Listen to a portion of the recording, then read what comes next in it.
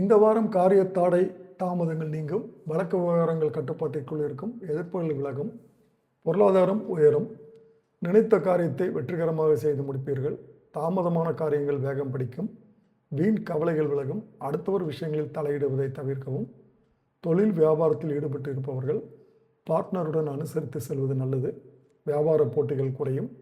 எல்லா துறைகளிலும் லாபம் கிடைக்கும்.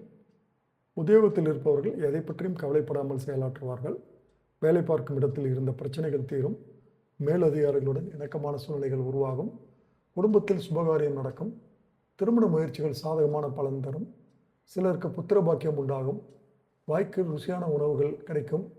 கணவன் மனைவி ஒருத்தர் பேச்சை மற்றவர்கள் கேட்பதன் மூலம் நன்மைகள் உண்டாகும். பிள்ளைகளின் உடல் ஆரோக்கியத்தில் கவனம் தேவை. நட்பு ரீதியில் நிதானத்தை கடைபிடிப்பது நன்மையை தரும். பெண்களுக்கு எடுத்த காரியத்தை திறமையாக செய்து முடித்து பாராட்டு பெறுவார்கள். தடைகள் விலகும். பணவரத்து திருப்தி தரும். மாணவர்களுக்கு கல்வி பற்றிய கவலைகள் விலகும். விளையாட்டுப் போட்டிகளில் சாதகமான பலன் கிடைக்கும். விடுமுறையில் மகிழ்ச்சியான பொழுதுபோக்கில் ஈடுபடுவீர்கள்.